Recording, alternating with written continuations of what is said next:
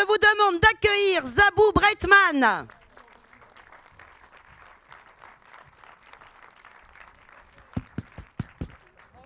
Rebonjour, cher Zabou. C'est bon, tout le monde est installé? Oui? Installé, concentré, voilà. Je vous en prie, chère présidente, actrice, réalisatrice, chanteuse, tout. Je me fatigue moi-même. Alors justement, ça me donne une occasion d'ouvrir les hostilités de cette manière. Nous avons 45 minutes max. Donc, j'ai prévenu Zabou qu'on ne pouvait pas faire défiler l'entièreté de sa carrière et que j'allais faire des thématiques autour desquelles vous allez broder très cher. Alors en fait, un peu chronologique, vaguement. Ok.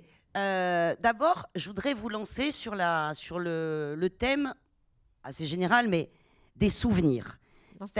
C'est-à-dire, bon, déjà, on le sait, ou vous allez le redire, vous avez une enfance, vous êtes une enfant de la balle, mais il y a aussi évidemment dans votre cinéma la thématique de la mémoire, il y a l'importance de votre père. On a vu dans Le Garçon, et vous l'avez dit, que vous aimez énormément les photos de famille, y compris celles qui ne sont pas les vôtres. Vous avez un grand-père qui est mort déporté. Donc tout ça. Pas du tout. Ah, alors. Grosse erreur. Ah bah alors voilà, bah déjà. Non, il était politique. Il était déporté politique. Il s'appelait Breitman, mais il était déporté politique. Et c'est pour ça qu'il est revenu. Non, il est revenu parce qu'il était médecin et que dans les camps, on l'a gardé pour éviter les épidémies. Donc c'est pour ça qu'il est revenu.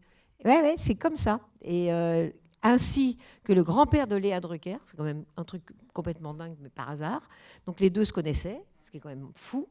Et son grand-père était aussi médecin, faisait en sorte qu'il n'y ait pas d'épidémie dans les camps. Et les fils sont devenus épidémiologistes. Donc le père de Léa est épidémiologiste. C'est quand même dingue tout ça. Voilà. Alors donc, ne nous trompons pas. Oui. Enfin, j'ai pas dit mort dans les camps. Ouais. Ouais. N'importe quoi. Donc, oui, donc tout ce qui est autour du souvenir, de la mémoire, ce sont vraiment des thématiques qui parcourent votre la mémoire d'ailleurs. La mémoire. C'est plus la mémoire que le souvenir. Oui. Bon, alors avec souvent, mais y compris avec ce premier long métrage, ce souvenir des belles choses et tout. Donc, qu'est-ce que vous avez avec ça, cette volonté d'évoquer? Le premier titre, c'était Moi, c'est la mémoire. Qui est en fait la conclusion d'une histoire drôle, parce qu'avec mon père, on faisait des concours d'histoires drôles, enfin, on s'appelait juste pour raconter une nouvelle histoire, et celle-là, tu la connais, enfin bon. Et était très, très drôle. En fait, on est plutôt des hypermnésiques, hein, donc le contraire de l'amnésie, hein, c'est-à-dire on retient beaucoup. Et en plus, on jouait beaucoup aux moyens mnémotechniques, parce qu'il y a une certaine époque, c'est plus le cas maintenant, en médecine, ça passait beaucoup par la mnémotechnie. Les nerfs crâniens, c'était oh Oscar, ma petite Thérèse me fait à grand-peine 6 gosses.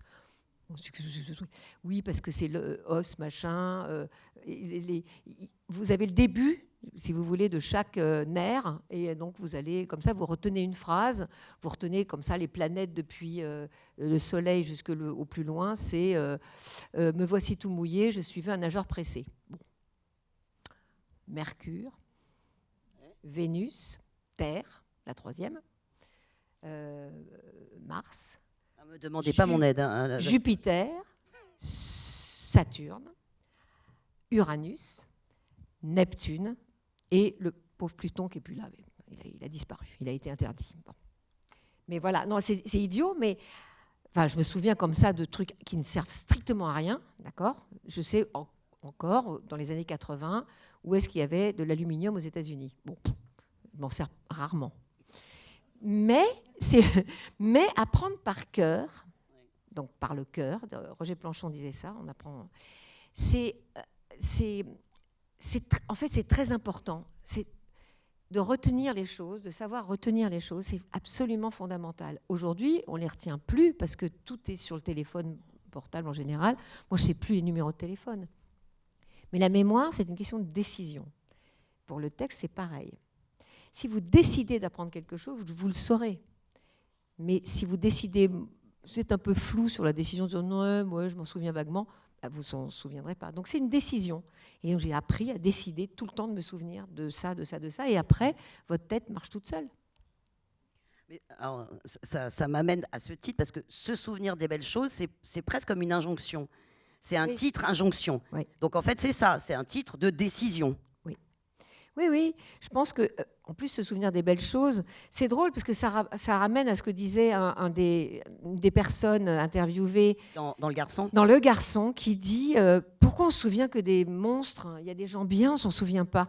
Je trouve que c'est très beau ce qu'il dit. Au départ, quand on entend comme ça, on se dit c'est un peu naïf. Mais non, c'est pas du tout. C'est très beau ce qu'il dit. Et donc, se souvenir des belles choses, c'est un attachement à. Je pense qu'on se souvient des belles choses tout simplement parce que sinon on vivrait plus, quoi. À part des traumatismes qui sont insurmontables, il y en a malheureusement, mais en général, on se débrouille pour que ça soit vivable, tout ça.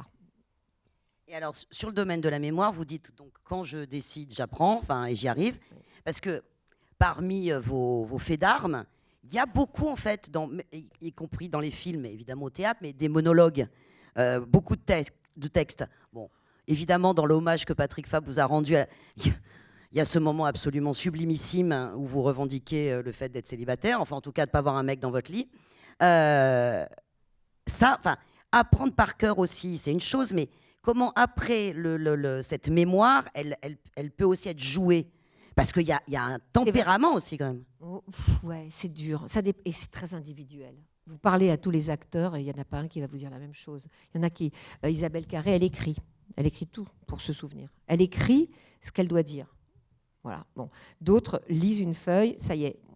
Moi, ça marche beaucoup à l'oral. Il faut que j'écoute. Non, mais c'est très, très bizarre. Vous écoutiez vos propres... Vous Ouais. enregistrez, par exemple? Ouais. Je m'enregistre ou j'enregistre la face de l'autre et je me laisse juste le temps pour dire la mienne. Donc parfois, je vais vite pour le savoir bien. Et parfois, je m'entends parler, j'ai envie de dire « Mais toi, je ne le sais pas encore ». Donc non, pour moi, c'est difficile. Ce n'est pas du tout simple d'apprendre mon texte. J'ai du mal à apprendre le texte. Je vais me souvenir je sais pas, tout à coup d'un numéro, mais je ne me souviens pas des visages. J'ai un gros problème qui s'appelle donc la prosopagnosie. Et j'ai un problème avec ça. Qui êtes-vous? On se connaît? Oui, je vous dirai tout à l'heure, c'est pas très grave. Mais c'est bizarre, les mémoires se placent jamais au même endroit. Vous savez très bien, il y a des gens qui se souviennent de ça, d'autres de ça, d'autres. Mais bon, ça reste une décision. Et c'est une décision importante pour continuer à ce qu'elle fonctionne. Parce que, évidemment, on perd très, très vite. À partir de 30 ans, je crois que ça commence à descendre. Et donc, il ne faut pas lâcher l'affaire. Et ça n'aide pas. Le téléphone qui se souvient à notre place ne nous aide pas beaucoup, en fait. Donc, il faut continuer à écrire, à se forcer à apprendre. C'est pas simple. Eh oui. Ça vous a foutu. J'ai senti que ça vous a... Pas du tout. Non, j'étais pas du tout dans ma brave dame, pas du tout. Non, j'allais passer au deuxième thème, alors qui évidemment est par définition, vu son titre, très large, mais c'est votre éclectisme. Eh oui. C'est quand même effectivement assez rare une carrière aussi différente, avec vraiment des points d'ancrage aussi différents.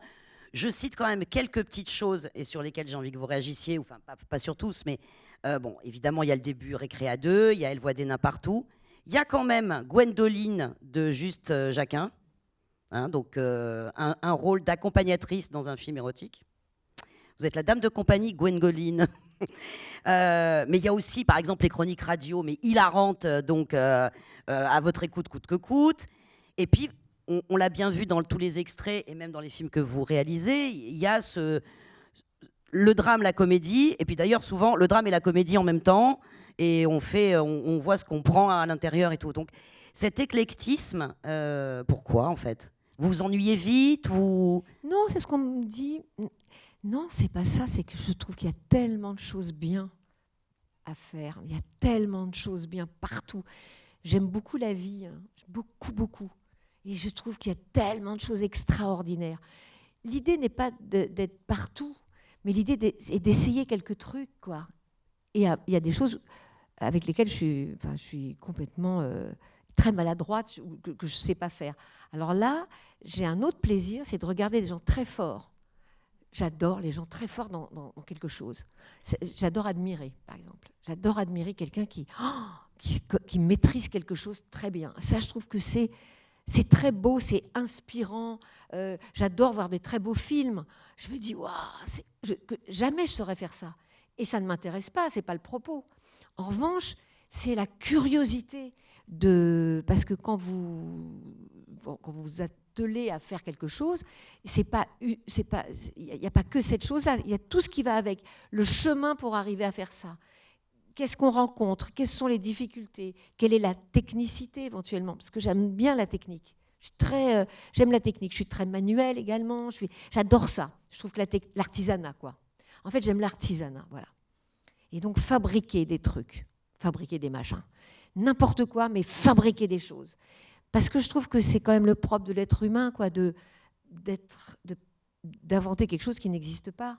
Et ça, je trouve ça tellement merveilleux que c'est plutôt la joie de faire un nouveau truc, mais c'est pas l'idée de s'ennuyer. Quoique s'ennuyer favorise probablement ces envies-là. Et on ne s'ennuie plus aujourd'hui, donc c'est plus compliqué. Mais c'est bien de s'ennuyer un petit peu. Et c'est pas grave de s'ennuyer, la tête part et invente des machins, c'est pas grave, c'est bien de s'ennuyer. Est-ce que je peux quand même vous demander donc, comment on passe de Récréa 2 à Gwendoline? Parce que accepter un film érotique, c'est pas innocent. Enfin, c'est pas innocent. Non, mais je suis une garce. Non, mais il venait de faire Emmanuel. C'était un voilà Mais vous vous rendez compte? Attendez, Gwendoline à côté de 50 nuances de grès là. Oui. Je veux dire, c'est de la gnognotte. Hein. C'est vraiment, c'est un poulpeau. Non mais c'est vrai. Enfin, c'est tellement drôle. C'est vraiment un truc un peu très très sage des années 80. Alors, je vous raconte, c'est très important de savoir comment les choses se passent. Moi, j'ai pas un rond. Je suis dans une misère noire. J'ai pas un rond, avec toujours le bonheur de tout faire, d'accord? Donc je donne des cours de solfège, des cours de grammaire, des cours d'anglais. Je donne un peu tout ce que je sais faire. J'essaye quoi pour gagner des petits sous. Vraiment des petits sous, hein. Mais tout me va. En fait, à chaque fois, je suis très contente. J'avais un côté lourd à vie de la crèche quand j'étais petite. On me disait tout le temps, elle est tout le temps contente. Donc ça énervait les gens parfois. Je suis contente d'être là souvent, en fait. Je suis très contente d'être là. J'adore, je suis contente d'être là, tout court. D'être en vie, d'être là, de faire des trucs, ça me plaît, quoi. Donc, j'ai pas un rond. Ah, petit téléphone. J'ai pas un rond, mais vraiment pas un rond. Quand je dis pas un rond, c'est rien. C'est pas un petit peu. Mes parents ont eu un revers de fortune en fait épouvantable. On en est à pas savoir quoi manger le midi. Enfin, je veux dire, donc vraiment quand je dis rien, c'est rien. Et ça va quand même. En gros, ça va quand même. Bon, je me dis j'ai trouvé quoi des trucs à faire. Et donc je donne un peu des cours. Et puis mon père avait gardé un contact à la télé. Il me dit, je crois qu'il cherche des présentateurs et des présentatrices pour Récréa 2. Alors, il faisait des essais l'été avec des nouveaux, hein, pour que tous les enfants qui ne partent pas en vacances se tapent un peu les mauvais, pour que ceux qui rentrent de vacances puissent avoir les bons à la rentrée. Non, j'exagère. Mais bon. Et donc, je suis ravie parce que je passe l'audition avec Jacqueline Joubert, qui était la maman, une merveille de femme d'Antoine Decaune, qui était une femme absolument merveilleuse. Je l'ai adorée tout de suite.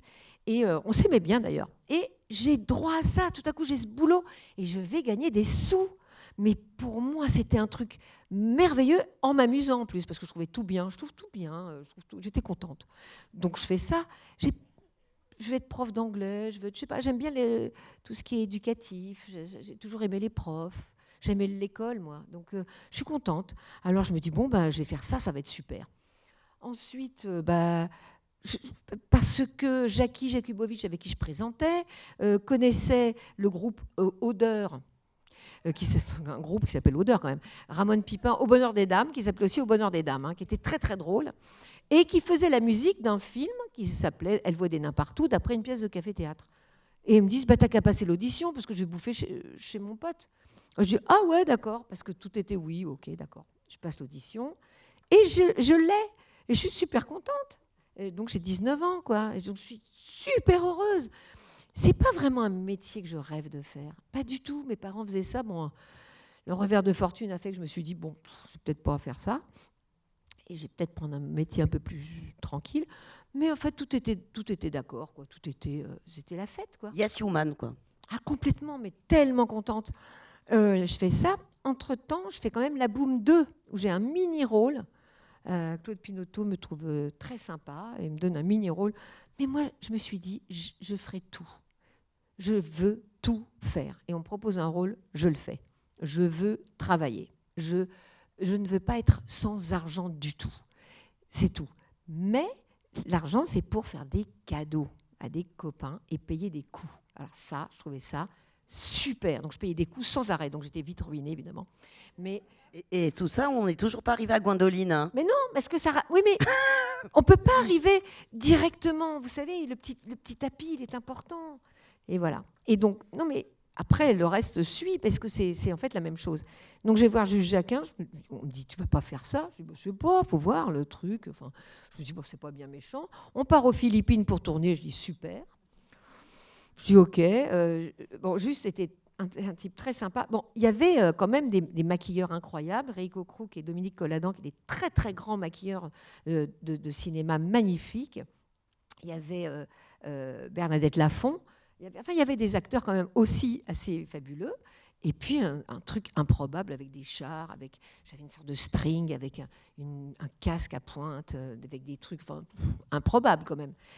Et je m'amusais beaucoup, je m'amusais énormément. Je me suis amusée, pareil. Et quand des gens me disaient ah, vous avez fait ça comme si j'avais fait ça sous le manteau un petit peu, vous savez, comme si j'avais une honte. Je dis, pas honte d'avoir fait ça quand même, ça va, je n'ai pas vendu mon âme au diable non plus. Donc voilà, donc tout comme ça.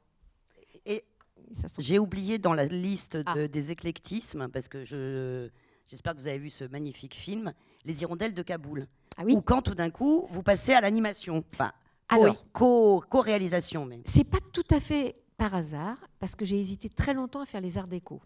Le problème des cours, c'est qu'il faut payer. Et il faut payer, pas forcément les cours, parce qu'on a de la chance d'avoir souvent des écoles pas chères, ou voire gratuites parfois, bon, bref. Mais il faut vivre, j'avais trop peu de moyens, j'avais rien. Donc je ne pouvais pas faire une école. Mais c'est vrai que les arts déco, ça m'a tenté longtemps, et je dessine encore, je sculpte un petit peu, toujours. Voilà. Mais, et les films d'animation m'ont toujours plu, et je trouvais que la façon de faire le film n'était pas la bonne façon par rapport aux acteurs. D'accord, on fait d'abord l'animation, les animateurs se regardent eux-mêmes en train de faire comme ci, comme ça. Donc ça donne déjà des personnages qui jouent bizarrement, parce que personne ne joue comme ça. Enfin, un peu, mais bon. Enfin, j'ai une liste là, il y a des acteurs qui jouent comme ça. Mais, et donc, je me disais, mais non, il vaut mieux prendre les acteurs d'abord, on va les filmer, on va faire ça, d'abord les écouter, et ensuite les animateurs vont animer ce qu'ils disent. Et ça a donné des choses amusantes, parce que parfois, il y a mon papa d'ailleurs dedans qui a 93 ans, qui est très très vieux et qui a du mal à parler. Eh bien, il voulait... Il joue un des geôliers. Non, il joue le vieux Nazish. Il joue Nazish. Monsieur sur la colline, voilà. Sur la colline. Et il avait du mal à parler, il parlait difficilement, il n'avait plus beaucoup de souffle. Et donc, au montage son, ils ont dit, on va enlever les moments où il bégaye. Je dis, non, on va les animer, ces moments-là. Et donc, ça donne quelque chose d'être fragile, ça recrée une fragilité de l'être humain, quoi. C'est pas, sinon ça lisse tout est lisse, tout est trop propre. Et or, pour rendre l'intimité de cette histoire, je trouvais que c'était intéressant, quoi. Alors justement, on passe à un autre thème. Voilà, évidemment, cette rencontre-là, elle est par définition première, puisque vous parlez de votre papa, mais je voudrais que vous me parliez de vos grandes rencontres, que ce soit en tant qu'actrice, en tant que réalisatrice, au théâtre. Est-ce qu'il y a eu des moments vraiment de coups de foudre professionnels? Moi, j'aime énormément les acteurs. J'ai beaucoup de tendresse et d'admiration, parce que moi, je trouve que je ne sais pas faire... Il y a des acteurs, je ne sais pas du tout comment ils font ça, quoi. C'est une petite cuisine interne, c'est quelque chose de magique qu'on ne peut pas tellement définir ou pas surdéfinir, parce que on dit quand on essaye non, mais quand on dit qu'une fée n'existe pas, il y a une fée qui meurt dans le monde. Bon, en fait, c'est un peu ça. Si on définit trop, un artiste, on l'abîme, parce qu'il y a une petite part de magie quand même, il y a une petite part qu'on ne doit pas connaître, un petit secret, quoi, de fabrication. Donc là, chez les acteurs, il y a des choses... J'ai beaucoup d'acteurs merveilleux et qui ne sont pas les mêmes. Ils ont tous à un endroit quelque chose de... vous ne pouvez pas les nourrir de la même manière. Il y a des acteurs à qui vous donnez énormément d'indications, qui en ont besoin, qui les demandent, qui demandent encore et encore. Et d'autres Par exemple, Isabelle Carré. oui. C'est OK. OK. Alors, elle dit oui, absolument. Ah oui, oui, d'accord. Jamais elle va dire ah mais non, je peux pas faire ça, c'est impossible. Non, non, elle va dire ah d'accord, ouais, OK. Donc tu vas sauter là avec une plume quelque part. Ouais, OK. Donc et elle me demande mais alors pourquoi ça? Ah d'accord. Et ça, d'accord. Donc c'est bon de lui redire et de lui redire. Et à un moment donné, on dit bon, on va tourner. Et elle a tout intégré, mais tout. Mais c'est hallucinant. C'est quelqu'un. Elle intègre tout, que ce soit au cinéma et au théâtre. Et au théâtre, elle va faire des choses qui ont été indiquées en répétition 3 mois plus tôt. Et tout à coup, cette petite chose qui était là, qu'elle n'a pas faite immédiatement, et ben, au bout d'un mois de spectacle, tout à coup, paf, ça ressort. Vous dites, bon voilà, alors là, c'est mystérieux, quoi. Je ne sais pas, c'est quelqu'un qui a... Mais il y a plusieurs actrices ou acteurs qui fonctionnent un peu comme ça. Il y en a d'autres qui fonctionnent comme ça. Puis il y en a d'autres qui ont une sorte de... Il faut sentir ça, mais si vous leur dites trop de choses, vous les tuez. Vous voyez, il y a une sorte, pas d'énervement ou de... Genre, stop. Oui. Laisse-moi faire. Stop, ouais, pas trop. Daniel Auteuil est comme ça. Auteuil, pas trop, c'est à peine. C'est très, très pudique, donc il faut y aller tout doucement, il faut à peine y aller. Mais bon, après, vous savez que le bonhomme, il sait faire plein de trucs, donc vous avez envie de pousser un petit peu. Et il faut y aller tout doucement, parce que sinon, il va se braquer, parce qu'il est très pudique. Donc il va... Et puis, non, mais ça, c'est très beau. Bon, là, je peux parler des acteurs pendant des heures. Je les admire, je les adore, je les aime énormément. Voilà. Après, il y a des acteurs qui sont pas bons partout. Il y a des acteurs qui sont bons partout, d'autres non, mais qui sont excellents dans ce qu'ils savent faire. Donc, c'est très important aussi, quand on fait une distribution de rôle, de ne pas se tromper, de ne pas filer un truc que l'acteur ne pourra jamais faire. Et alors, dans les rencontres merveilleuses, il y a Roger Planchon qui parlait tellement bien des acteurs et qui disait un acteur saute à peu près toujours à la même hauteur, mais avec plus ou moins de grâce. Et si un acteur n'est pas bon, c'est forcément la faute du metteur en scène ou du réalisateur. Il disait soit il est mal choisi, donc c'est la faute du réalisateur, soit il est mal dirigé. Et je suis d'accord avec ça. Je ne peux pas attaquer un acteur en disant ouais, ben, lui, il a... Mais il y a un moment donné, c'est au réalisateur ou à la réalisatrice de savoir. Dans l'autre sens, dans les grandes rencontres, qui estimez-vous vous avoir le mieux dirigé? En direction d'acteur, Planchon, c'était quand même bon. Voilà. Voilà. Après, c'est très différent parce que selon le film, selon la couleur du film, selon ce que la personne cherche. Non, mais là où effectivement à chaque fois, j'ai trouvé quelque chose. Votre admiration a été vraiment. Vous voyez, vous avez regardé Bouche bée, une direction d'acteur, vous disant ah ouais, là il m'emmène à un endroit. Mais tous à un endroit. Mais que ce soit pour moi ou pour les autres, parce que je suis tout le temps sur le plateau. Moi, je rentre pas, j'aime pas me planquer, je sais pas où. Je reste dans le coin, quoi. Je suis tout le temps là. Et il y a des. Pascal Elbé est un directeur d'acteur formidable, extraordinaire. Pascal Elbé est un directeur d'acteur hallucinant. C'est incroyable. Et de le voir, ce que j'aime, c'est aussi voir diriger les autres. Parce qu'on apprend beaucoup à regarder les autres travailler. Beaucoup, beaucoup. Et tout à coup, parce que je me dis, moi, qu'est-ce que je lui aurais dit par rapport à ce qu'il voulait. Et tout à coup, il va dire le mot, parce que le vocabulaire n'est pas le même pour chacun, ou vous n'entendez pas la même chose. Le mot n'a pas la même couleur. Et il sait choisir exactement le bon vocabulaire au bon moment. Il n'y a pas que ce qu'on dit, il y a quand on le dit. Parfois, vous faites une scène, si le réalisateur vient tout de suite vous dire « Ouais, alors là, on va... » C'est comme s'il n'y avait pas eu assez de temps pour... Parfois, il ne faut pas dire tout de suite. Parfois, il faut attendre. Alors, tout le monde dit « Ah oui, mais là, tu lui dis que... » Attends, pas tout de suite, c'est trop tôt. C'est trop tôt. La personne, elle est... Vous savez, quand vous jouez, vous avez la culotte en bas des pieds quand même, hein, d'accord ? Pire que tout nu, parce que tout nu, c'est un truc. Mais là, vous êtes... c'est terrible, quoi, pour un acteur. C'est pour ça que j'ai beaucoup d'admiration aussi pour les gens qui arrivent à à donner autant, à être autant... Elle est dingue cette phrase, hein, la culotte au bas des pieds. Pardon, mais... Non, parce non, que non, c'est- mais Parce que c'est dur, quoi, parce que c'est pas... Et même... vous la ressortirez, hein, elle est bien. Hein. Non, mais c'est vrai, pour parler de la peur et de l'éventuel aller au-delà de la honte C'est comme quand on est acteur et c'est tout. comme le trac, c'est comme les rêves de trac, les rêves d'acteurs qui sont ça à peu près, hein, toujours. Genre, le haut est, comme le monsieur dans un des films, le haut est habillé, mais en bas il y a rien. Donc là, Vous verrez parce que vous l'avez verrez. pas vu. Mais c'est vrai que c'est un endroit difficile. Alors vous me demandez qui j'ai admiré, mais j'en ai admiré tellement à différents endroits, mais tellement. Colline Serrault était très dure. Très, très, très dure. Elle m'a engueulée comme du poisson pourri parce que je ne savais pas mon texte impeccable. Et j'étais furax. Sur la crise. Hein. Sur la crise. J'étais furax. Et elle avait absolument raison. Je ne savais pas assez bien. Je le savais très bien, mais il ne faut pas le savoir très bien. Il faut le savoir au-delà de très bien. Je ne le savais pas assez bien. Et donc aujourd'hui, je sais qu'elle avait raison, par exemple. Mais bon, c'est dur. Alors, il y en a qui sont très doux, il y en a qui sont très tranquilles.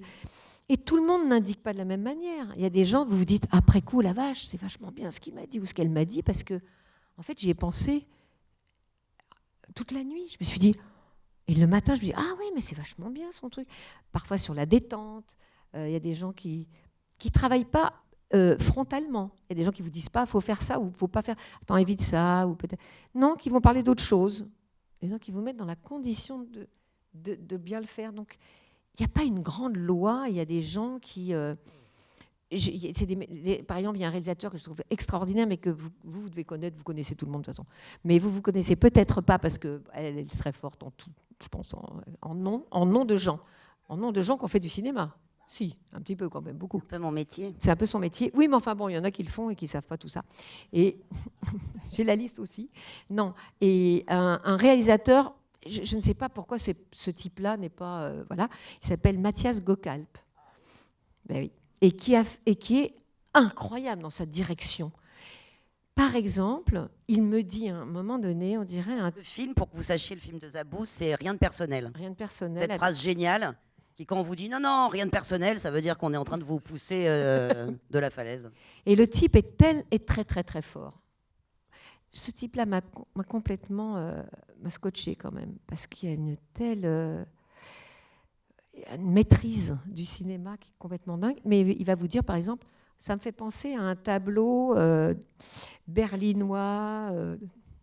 Donc, qu'est-ce que vous faites ? Vous allez regarder, et en fait, vous entrez dans son univers, mais par une autre petite porte. C'est complètement étonnant, quoi. Mais ouais, j'ai aucun nom qui vient, parce qu'il y en a tellement qui me viennent immédiatement, qui viennent... parce qu'ils ont la méthode est tellement différente, et ça c'est merveilleux. Enfin, quand je suis actrice, j'adore ça, quoi. J'adore ça. Mais j'adore être dirigée, par exemple. Je regarde jamais le combo, je vais pas aller regarder ce que fait le réalisateur. Ça m'intéresse pas du tout, par exemple. Alors, il y a des noms que moi je vais citer. Laurent Lafitte. Pour savoir. Ah non, mais Ah. Laurent Lafitte, on terminera éventuellement sur un petit coup de que-coûte, mais Oh, oui. ce génie. Mais Ouais. non, mais Bakri Jaoui.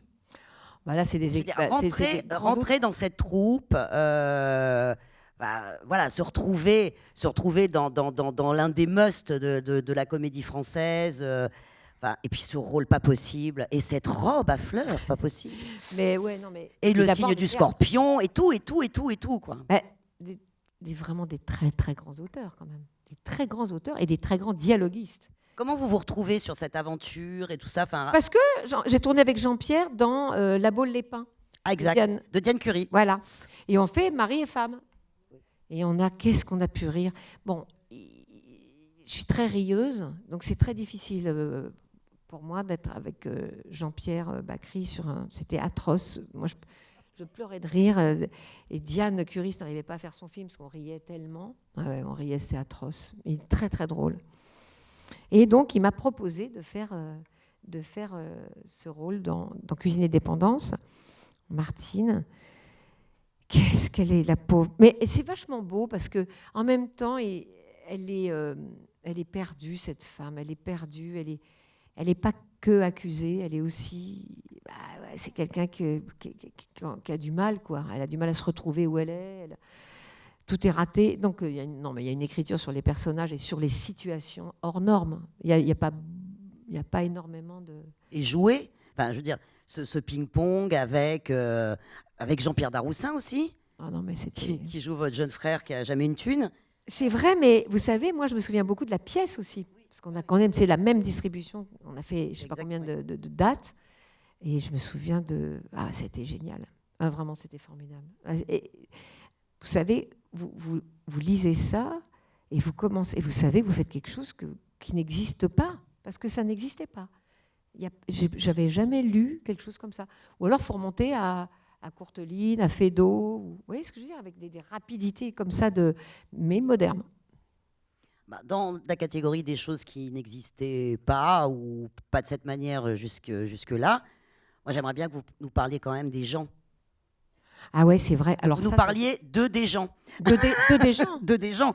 Des gens, c'est d'après donc Raymond Depardon. Depuis des années, j'aime le documentaire, de toute façon, voilà.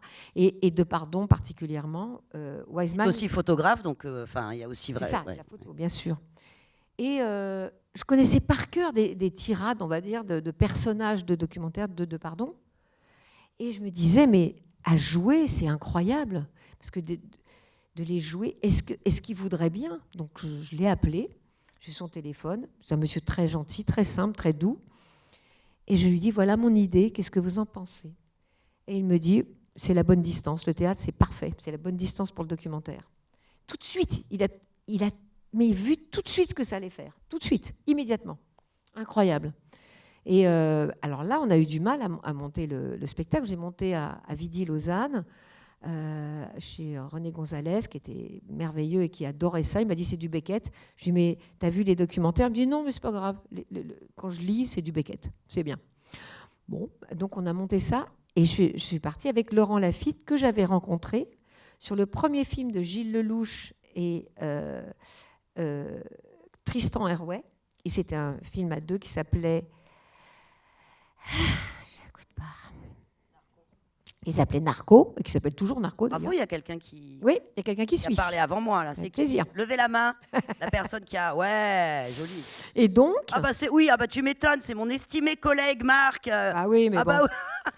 Et donc un film qui était vachement bien, hein, Narco, avec Guillaume Canet et Gilles. Enfin voilà, c'était super.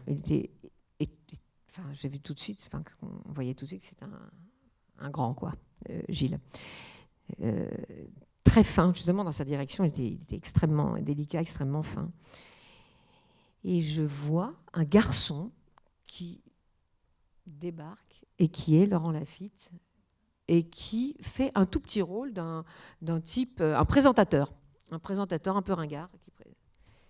Je dis, mais c'est qui ce type? Et Gilles me dit, c'est un super pote d'école, quoi, d'école de théâtre.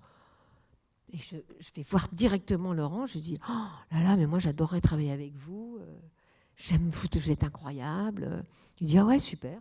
Et puis bon, le temps a passé, j'ai cherché, et puis à monter ce projet, et j'ai dit, c'est forcément toi, quoi, le projet. Parce qu'entre-temps, je me suis mis à le tutoyer. Et donc... Merci pour la précision. Mais oui, il faut tout connaître, tout savoir. C'est important, les détails. Et Laurent, donc on est partis tous les deux là-dessus. On adorait ça, mais ça a été très dur parce qu'on n'a failli jamais le monter en France. Personne n'en voulait. Personne ne veut de ce que je fais. Oui, enfin, mais comme... On n'a pas de distributeur pour le garçon, on n'avait pas de théâtre pour eux. Mais bon, comme souvent, quand ça commence avec des projets dont personne ne veut, ça finit avec des Césars, et pour le coup, avec des gens, ça a fini avec des Molières. C'est dingue. Il y a eu des gens, mais vous savez, l'hiver sous la table, c'était pareil, c'était très difficile, on n'a failli pas le monter. Et il se souvient des belles choses, on a failli faire juste une sortie technique, et parce que la première distributrice m'a dit, ah non, c'est épouvantable, c'est une horreur votre truc. Je me suis dit, oh merde. Résultat, 3 Césars. Oui, non, mais bon... Ouais, mais ça serait bien que ça soit moins comme ça quand même de temps en temps. Oui, mais ça va dans le sens en fait de... J'ai Patrick Fabre qui m'a dit 5 minutes, hein, donc je précise. Pour ce qu'on va faire. Mais ça va dans le sens d'un... J'allais vous dire que mon dernier thème, c'était l'identité. Mais c'est aussi la singularité. Vous avez voilà, vous avez une manière de faire des choix, qu'ils soient de cinéma, de théâtre, même quand vous décidez d'étudier la singularité d'un jeune homme blond sur une photo, qui est cette personne. Il y a un truc singulier, vous aimez les choses singulières. Voilà, c'est ça. Alors, ça serait peut-être un méta-intérêt. C'est-à-dire que le média change, mais pas le fond. C'est-à-dire que le fond, c'est chercher à déplacer la chaise sur le côté, quoi. C'est juste ça. Et donc ça, c'est le dénominateur commun.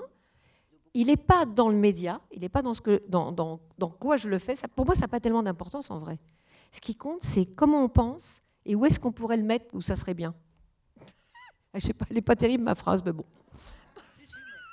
Oui, mais et dans votre manière d'incarner aussi, parce que vous parliez de Martine tout à l'heure, qui est, on peut dire qu'elle est pathétique, et en même temps, vous lui apportez finalement cette espèce de chose très attachante. Ouais, j'ai plus de mal avec moi, actrice. Hein. Bah, oui, beaucoup mais bon. de mal même. Et c'est pas ça terrible, hein, quand même. La mère de Cassandre, c'est aussi ça. Ouais. C'est-à-dire, il y a quelque chose de très singulier, souvent d'extravagant, un peu too much. Puis dans le regard, il y a un truc qui passe en fait d'un fond de tristesse qui dit bon, je suis plus fragile ou moins. Ah, c'est Hélène. Moins ça, folle que ça. C'est la réalisatrice. Ça. Oui, mais c'est vous aussi, pardon. Oui, mais je lui obéis. Non, mais je suis pas fan de mon jeu d'actrice. Je vois tout, quoi. J'adore les acteurs, on voit pas. Il y en a plein d'acteurs français et d'actrices françaises, on n'en manque pas, hein, des très bons. On voit pas, ils sont là. Je trouve ça tellement merveilleux, quoi. Ouais, vraiment. Bon. Dernière question, toute petite, toute courte. Vous vous appeliez en début de votre carrière Zabou. Ouais. Maintenant, vous vous appelez Zabou Breitman. Je m'appelais même Isabelle Breitman au tout début quand je suis née. Ah, non.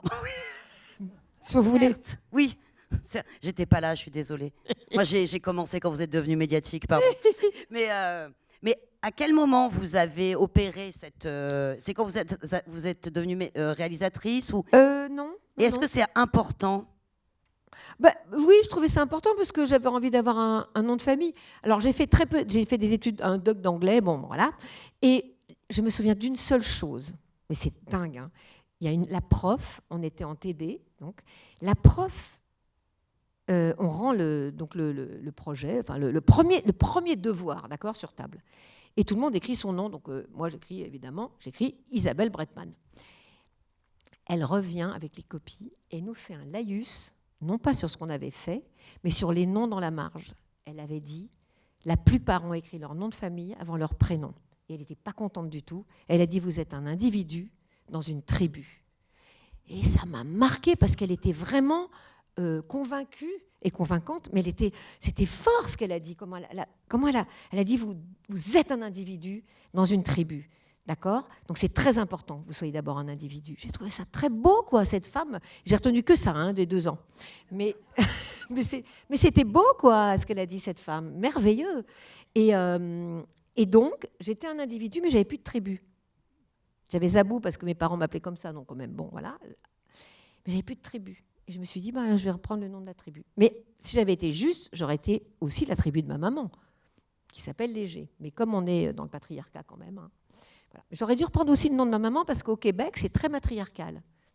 La société québécoise est très matriarcale, comme les autochtones l'étaient. C'est marrant. Et ben, j'aurais dû prendre Léger Breitman. J'ai peut-être m'appeler Léger Breitman. J'ai peut-être changé de nom. Oui, voilà. Hein.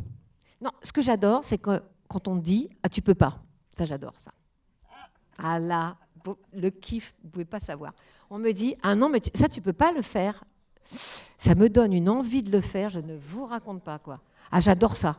Ah, j'adore. Même ça va jusqu'au changement de point, par exemple. Je dis « Ah ben tiens, je vais faire le point là-dessus ». On me dit « Ah ben non, pourquoi ?» J'ai l'impression qu'il y a il y a la police du cinéma. Police du cinéma, le point, où est le point de votre plan? J'ai l'impression qu'il y a ça, quoi.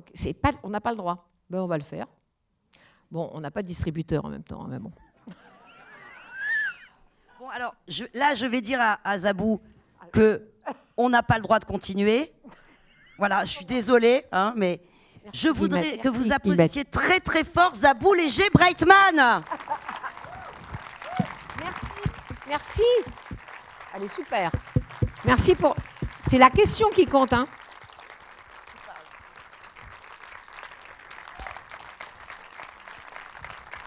Merci à tous, hein.